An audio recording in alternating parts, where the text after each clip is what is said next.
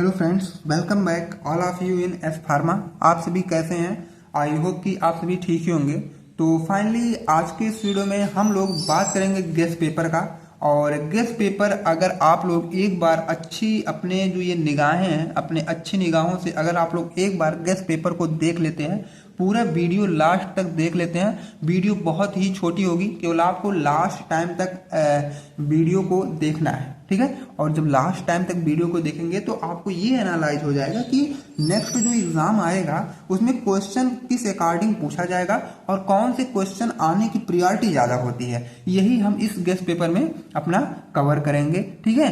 और ये जो है गेस्ट पेपर आपके पीवाईक्यू के अकॉर्डिंग ही यहाँ पे लिया गया है। और आई होप कि आप लोग इसके पहले जो हमारी पार्ट फर्स्ट और पार्ट सेकंड पीओसी की वीडियो थी, लॉन्ग इंपॉर्टेंट क्वेश्चन वाली और 2 मार्क्स के निचोड़ वाली वीडियो, आप लोग उसको जरूर देखे होंगे। अगर नहीं भी देखे हैं तो लास्ट टाइम आप लोग इसी वीडियो के डिस्क्रिप्शन बॉक्स में सबका लिंक पड़ा हुआ है, लास्ट टाइम एक बार आप लोग उसको जरूर देख के ही एग्जाम हॉल में जाइए। बहुत हेल्पफुल वीडियो है वह, ठीक है।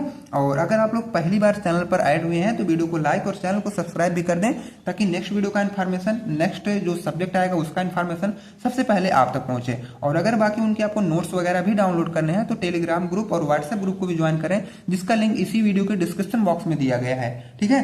तो आइए बिना लेट किए हम लोग अपने गेस्ट पेपर को देख लेते हैं कि गेस्ट पेपर में कौन सा क्वेश्चन कैसे पूछा जाएगा। तो हमारा पेपर जो है section A, section B, section 3 section में पूछा जाता है। ये आपको पता होगा क्योंकि अब आप लोग आ चुके हैं अपने सेमेस्टर नंबर 4th में, ठीक है। इतना तो आपको क्लियर हुआ होगा। मेन फोकस करिए कि क्वेश्चन कौन सा पूछा जाएगा और यहाँ पे किस क्वेश्चन की डिस्कस हम कर रहे हैं आपके साथ, ठीक है। पहला जो है attempt all question in brief. ये तो आपको पता है कि जितने क्वेश्चन सेक्शन ए में रहते हैं, हर एक क्वेश्चन को ब्रीफ में हमको अटेम्प्ट करना होता है। लगभग एक क्वेश्चन 5 से 7, 8, 9, 10 लाइन जो भी है उतना आप कवर करिए, तब जाके कहीं 2 मार्क्स आप गेन कर पाएंगे, ठीक है। और ए वाला जो क्वेश्चन है, पहला question means define enantiomer with example. Enantiomer क्या होता है, एग्जाम्पल के साथ आपको बता देना है और कुछ नहीं करना है। इनेंशियोमर अच्छे से ब्लैक स्केच या ब्लैक पेन से हेडिंग बनाइएगा और लिख दीजिएगा डिफिनेशन, लास्ट में एग्जाम्पल लिख दीजिएगा, बस आप 2 मार्क्स क्लियर कर ले गए, ठीक है। और बी वाला जो क्वेश्चन हमारा आता है, explain E and Z isomer with suitable example. E isomer क्या होते हैं और जेड आइसोमर क्या होते हैं, सुटेबल एग्जाम्पल के साथ आपको बता देना है। आप लोग कैसा करिएगा कि 2 कॉलम बना लीजिएगा, ऐसे करके 2 कॉलम, एक तरफ ई और एक तरफ जेड ना, ऐसे करके आप लोग लिखिएगा। तो 5 पॉइंट इसका, 5 पॉइंट इसका, लास्ट में एक एग्जाम्पल इसका, एक एग्जाम्पल इसका। तो कुछ इस तरह इसको अटेम्प्ट करेंगे तो जो एग्जामिनर रहेगा वो अट्रैक्टिव हो जाएगा आपकी कॉपी को देख के। तो जो भी नंबर रहेंगे, मार्क्स रहेंगे, वो अच्छे से देगा, ठीक है। अपनी कॉपी को थोड़ा सा अच्छा लिखिए, सबसे अलग करिए, ठीक है। तो यहां तक आपका जो भी क्वेश्चन था बी, ए और बी, तो वो दोनों समझ में आए होंगे। क्वेश्चन नंबर जो सी अब आता है, define term chiral compound and chiral carbon. ये जो टर्म दोनों आया है, कायरल कंपाउंड और कायरल कार्बन, दोनों में डिफरेंस क्या है, या तो दोनों की डिफिनेशन लिखिए, बस और कुछ नहीं करना है, ठीक है। दोनों का अलग अलग हेडिंग बनाइए, दोनों का अलग अलग नोट लिखिए, मतलब डिफिनेशन लिख दीजिए और कुछ नहीं करना है इसमें। ये क्लियर हुआ। डी वाला हमारा क्या है, illustrate Newman projection for ethane. Ethane के लिए जो न्यूमैन प्रोजेक्शन आया है, इसी को इलिस्ट्रेट करना है, मतलब इसको डिटेल में लिखना है या तो इसी का डेफिनेशन लिखना है और कुछ नहीं करना है। व्हाट आर हेट्रोसाइक्लिक कंपाउंड, ये हेट्रोसाइक्लिक कंपाउंड्स क्या होते हैं, इन्हीं को बता देना है, ठीक है। और उसके बाद गिव एग्जाम्पल, 3-4 एग्जाम्पल, या अगर स्पेशली पूछा कि गिव 2 एग्जाम्पल तो 2 लिखिए। अगर नहीं कर रहा है तो लगभग आप अपने स्पेस के अकॉर्डिंग करिए, 2-3 एग्जाम्पल तो मिनिमम लिख ही दीजिए और हेट्रोसाइक्लिक हेडिंग डाल करके इसका डेफिनेशन लिख दीजिए, बस और कुछ नहीं करना है। और उसके बाद एफ वाला है, give structure and use of imidazole and furan. Structure और यूज बताना है किसका, इमिडाजोल का और फ्यूरान का। Discuss the Claisen stimulated condensation reaction. उसके बाद क्या करना है, ये जो क्लेशन स्टिमुलेटेड कंडेंसेशन रिएक्शन है उस पर आपको क्या करना है, डिस्कस करना, मतलब डिफिनेशन लिखना है, बस ये जान लीजिए, ठीक है। और उसके बाद जो हमारा नेक्स्ट क्वेश्चन आता है एच वाला, why pyridine is basic in nature. Pyridine nature में बेसिक क्यों होता है, उसकी रीजन लिख दीजिएगा, ठीक है। और आई वाला जो क्वेश्चन आता है, write Paal Knorr synthesis of pyrrole. Pyrrole का पॉलनार सिंथेसिस आपको बता देना है कि पायरोल बना कैसे है, लेकिन किसके अकॉर्डिंग, पॉलनार सिंथेसिस के अकॉर्डिंग। जे वाला जो हमारा आता है लास्ट का, मतलब सेक्शन ए का last question, how is a racemic mixture different from a pure enantiomer. Pure enantiomer से रेशमिक मिक्सचर जो है ये कैसे अलग है, इसको बता देना है। ठीक है, तो सेक्शन ए के कुछ इसी तरीके से और इसी फॉर्मेट पे इसी पैटर्न में क्वेश्चन पूछे जाएंगे, तो उससे आप लोग घबराइएगा बिल्कुल मत। जो भी आएगा अच्छे तरीके से आइएगा आप लोग।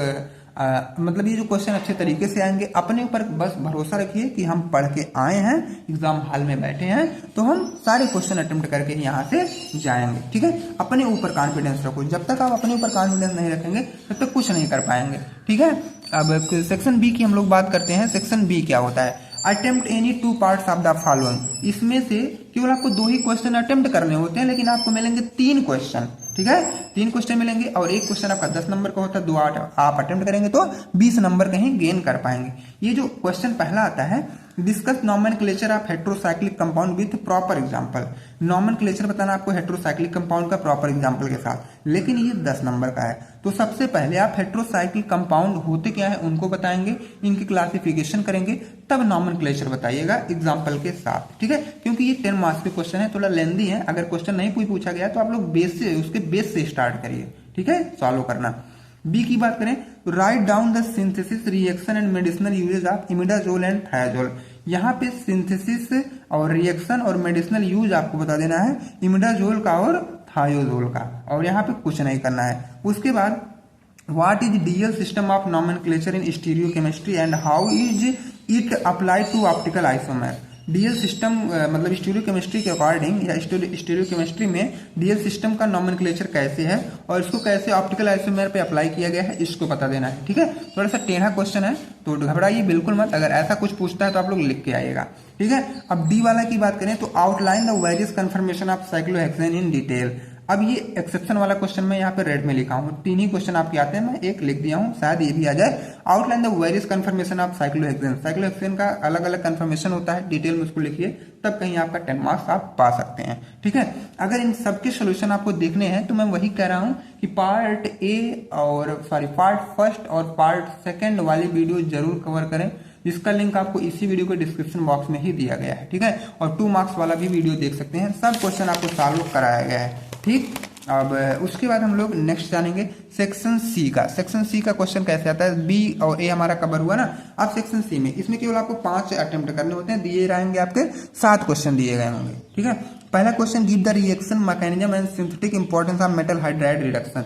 ये जो मेटल हाइड्राइड रिडक्शन उसका रिएक्शन लिखिए, मैकेनिज्म लिखिए और सिंथेटिक इंपॉर्टेंस क्या है उसको लिखिए, तब कहीं आप 7 नंबर के लायक बनेंगे। और उसके बाद write down the synthesis reaction and medicinal use of pyrrole and thiophene. Pyrrole और थायोफेन का सिंथेसिस रिएक्शन और मेडिसिनल यूज बता देना है। सी की बात करें तो give reaction and mechanism of Schmidt rearrangement. Schmidt rearrangement का मैकेनिज्म और रिएक्शन बता देना है।